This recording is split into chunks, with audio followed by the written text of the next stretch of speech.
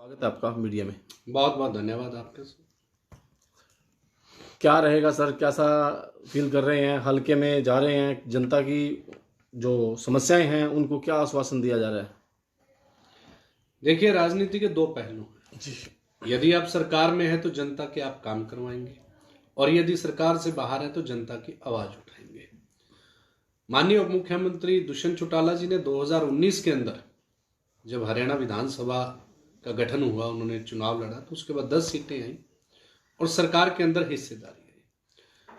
और ये आपको बताना चाहूंगा चैनल के माध्यम से कि कालका विधानसभा के अंदर 2019 से पहले मैं कहता हूं कि आज भी बहुत कमियां हैं, लेकिन इतनी ज्यादा कमियां थी, इतने ज्यादा बुरा हाल था, ना सड़कों की व्यवस्था थी, ना पानी, ना बिजली की व्यवस्था पहुंच पाई बहुत से गांव में।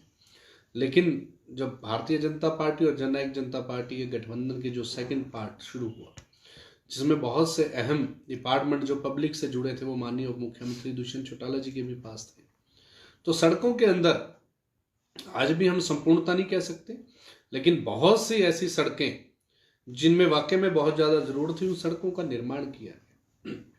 हम दून क्षेत्र से यदि बात करें, मड़ा वाला बरोटी वाला हिमाचल को जोड़ती हुई सड़क थी। पिछली किसी गवर्नमेंट ने भी, ना किसी विधायक ने पिछली गवर्नमेंट के और ना ही किसी पूर्व विधायक ने उस बारे कभी सुध नहीं ली। लेकिन माननीय मुख्यमंत्री दुष्यंत चौटाला जी के पास जब सभी लोग गए और सड़क की बात रखी, तो तुरंत उस सड़क का जो एलोकेशन थी, उसकी ग्रांट थी, वो जारी की गई और आज वो हिमाचल को जोड़ने वाली सड़क बहुत अच्छी स्थिति में है। दूसरी, उसके बाद मड़ावाला गोरखनाथ शाहपुर जीडा वो वाली जो सड़क थी, उस सड़क का निर्माण कंप्लीट हो चुका है। करणपुर से ऊपरले करणपुर को आती है, जो खेड़ावली लेही तक आती है, उस सड़क का पूरी तरह से शुरुआत करवाई हमने उसकी भी, और जो उसके ऊपर बजरी गटका सारी लेरें पड़ चुकी थी, सर्दी आने की वजह से अब उसका लुक का भी काम शुरू हो जाएगा।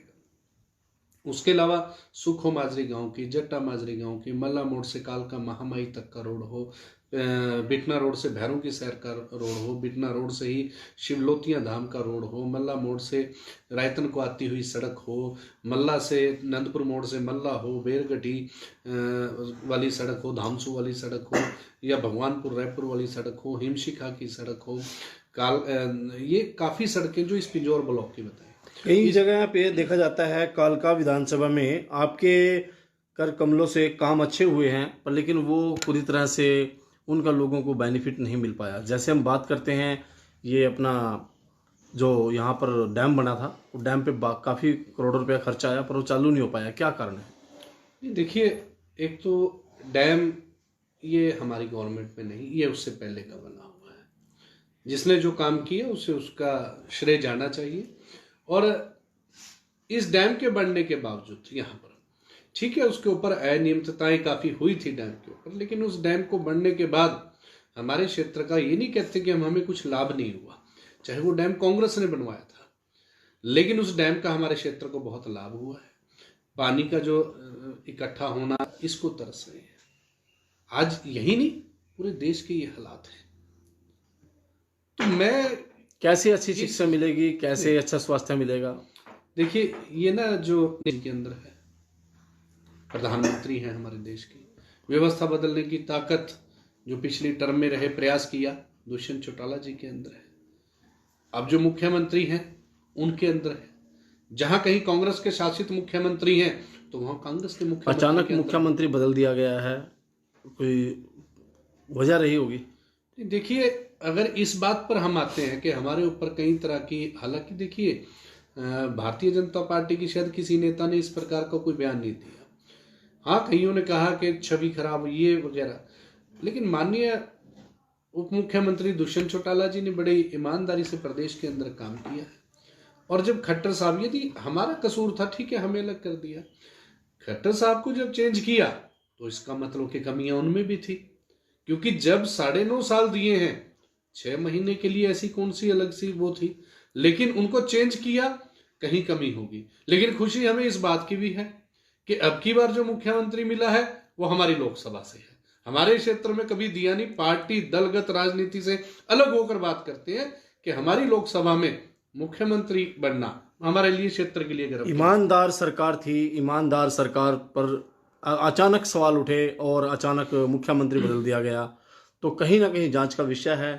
कहीं ना कहीं कुछ तो सामने आ रहा होगा कि कारण क्या रहा मुख्यमंत्री देखिए, हम अपनी बात करें कि हमारा क्या था कि अलायंस के अंदर हम पहले दिन से 2 सीटों पे तैयारी कर रहे थे। ये भारतीय जनता पार्टी नेतृत्व को भी मालूम था और हमने बता भी रखा था, भिवानी, महेंद्रगढ़ और हिसार से। बिल्कुल। इसके अलावा प्रदेश में, ठीक है, संगठन वाइज रैलियां की जाती हैं, लेकिन एक गठबंधन धर्म को देखते हुए हमने क्लियर कर रखा था इन 2 सीटों के ऊपर हमारी बात है। 1 देते, 2 देते, वो संगठन की बात थी, शीर्ष नेतृत्व की बात थी कि वो किस उससे जाए। लेकिन हमारे ऊपर जो बात की है कि सीट शेयरिंग के ऊपर हमारे ऊपर बात की है कि सीट शेयरिंग के ऊपर हमारी बात नहीं बन पाई, सहमति नहीं हो पाई। ये माननीय अमित शाह जी ने भी ये बात कही है। ठीक है, वो पार्ट अलग है, राजनीतिक तौर पर स्थायी सरकार देने के लिए एक प्रदेश के जो उन्नति के मुद्दों पर हम इकट्ठे हुए थे।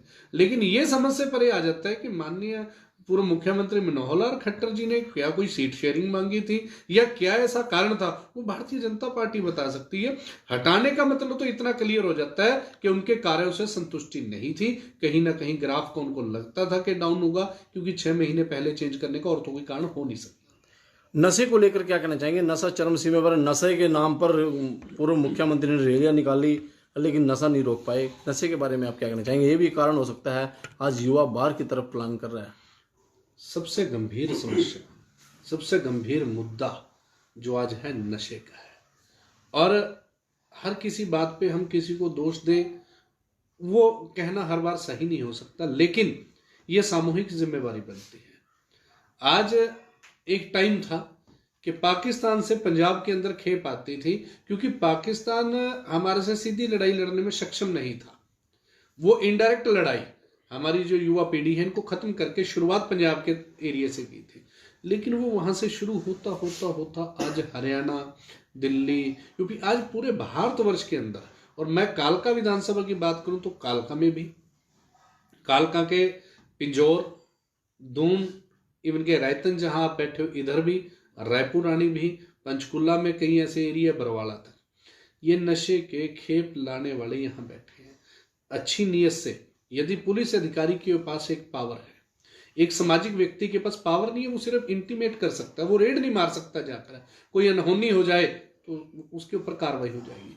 लेकिन पुलिस जिस दिन ये समझ आए, बहुत से अफसर अच्छे हैं पुलिस के, कार्रवाई करते हैं और वो कहते भी हैं कि हम नशे के बारे में सख्त हैं, लेकिन फिर भी बिक रहा है। एक नया बच्चा स्कूल में और कॉलेज में पढ़ने वाला नशे को बेचने वाले तक पहुंच जाता है, किसी न किसी तरह उस स्मगलर के पास पहुंच जाता है। तो पुलिस पहुंचती क्यों नहीं है वहां तक? कुछ एक अफसर है जो सूचना दे देते हैं कि आज आपके रेड करेंगे। यदि हर व्यक्ति ये सोच ले कि मेरे बच्चों का ये भविष्य है जो नशा बेच रहे हैं, कल को यदि मेरे बच्चे इस लत में आ गए तो मैं किसे कसूरवार ठहराऊंगा? आम जनता कहती है कि पुलिस चाहे और सरकार चाहे, एक दिन में नशा बंद हो सकता है। हो सकता है, तो फिर क्यों नहीं होता? आपने लोग जांच का विषय है ना, जांच का 100% कहीं ना कहीं तो गड़बड़ है, या तो फिर पुलिस प्रशासन कहीं दबाव में है। देखिए, यहीं पे लॉकडाउन लगा था हमारे 22 मार्च 2020 को। पूरे क्षेत्र के अंदर सड़क पे एक व्यक्ति तक नहीं दिखा। ये पुलिस प्रशासन और सरकार के कारण था। बिल्कुल, घरों से नहीं लोग निकले। लेकिन चिट्टा, स्मैक, जो हार्डकोर नशे और भी नशे हैं जितने, नशे की खेप को रोकने के लिए हमारी पुलिस पूरी तरह सक्षम है, बशर्ते कि इनके ऊपर राजनीतिक दबाव ना हो। यदि हो भी, जवाब देना है एक बार, एक दिन अपने अपने मालिक को हर किसी ने। लेकिन पुलिस बिना दबाव के भी काम कर सकती है कि कोई व्यक्ति पब्लिकली नहीं कह सकता कि आप नशा बेचने को छोड़ दो। जो नेता है इनको एक चीज की शपथ लेनी चाहिए कि नशे को खत्म करना है, और इस रूप में करना है कि यदि मेरे बच्चे इस खेप में पड़ जाएं तो उन्हें बचाने कौन आएगा? तो इसी तरह पुलिस अधिकारियों को मैं आपके सामने एक बात कह सकता हूं कि लगभग 2003 में 2000 वाले प्लान में मैं ब्लॉक समिति सदस्य बना था। छोटे छोटे कामों के लिए पुलिस से बात करनी पड़ती रही है, कोई झगड़ा। लेकिन आपको एक भी पुलिस अधिकारी मेरे 15-20 साल के राजनीतिक जीवन में ये आपको नहीं कह सकता कि भाग सिंह दमदमा ने जिंदगी में कभी किसी, चाहे वो कितना नजदीकी हो, किसी नशा बेचने वाले के हक में फोन किया हो कि इसे छोड़ दो आप, किसी नशा बेचने वाले की कभी पैरवी की हो। इतना सख्त हूं कि मेरा कोई नजदीकी सपोर्टर, मित्र, भाई, बंधु, रिश्तेदार यदि कोई इस मामले में फंसता है और वाकई में वो काम करता है तो हम कभी छुड़वाने नहीं जाएंगे, उसकी जगह तो अंबाला सेंट्रल जेल में और वही होनी चाहिए। दूसरा हम बात करते हैं आपका राजनीति में आने का सफ़र कहाँ से शुरू हुआ और उद्देश्य क्या रहेगा आपका राजनीति में आने का। देखिए, पारिवारिक तौर पर मेरा लालन पालन पोषण ननिहाल में हुआ है। मेरे नाना जी स्वर्गीय श्री राम स्वरूप चौधरी जी गांव के सरपंच रहे, ब्लॉक समिति मेंबर रहे, हल्का अध्यक्ष रहे, तो वो ताऊ देवीलाल जी से बहुत ज़्यादा नज़दीकियों से जुड़े हुए थे। वहीं से हम पार्टी में बाय बर्थ इस तरफ चलते आ रहे थे। उद्देश्य तो इतना है कि एक तो काल का विधानसभा पर बाहरी लोग आज तक 1982 के बाद बाहरी लोग यहाँ से विधायक बनते आ रहे हैं। एक बार तो अपना स्वाभिमान और अपना सम्मान, अपने हलके का सम्मान वापस लाना, क्षेत्र की मूलभूत सुविधाओं के लिए, रोजगार के लिए, अच्छी शिक्षा, अच्छे हॉस्पिटल, बिजली, पानी और सड़कों की जो बदहाली है नहीं पाई। कब कहा था ये? कब कहा था? 2014 में। 14 में कहा था। 2014 के लोकसभा चुनाव में कहा था। और हमें इस बात का दुख भी है कि जो कथनी के धनी है हमारे यशस्वी प्रधानमंत्री, स्वामीनाथन रिपोर्ट आप लागू करवा दीजिए। हमारा जो रुपया गिरता जा रहा है, डीजल पेट्रोल के भाव बढ़ते जा रहे हैं, इनको कंट्रोल तो करना चाहिए था। हमारी सरकार में रहते हुए भी जब भी केंद्रीय नेतृत्व से, क्योंकि ये मामले केंद्र के थे, जब भी केंद्रीय नेतृत्व से बात होती थी तो माननीय उप मुख्यमंत्री जी किसान, पेट्रोल, डीजल, क्योंकि डीजल की सबसे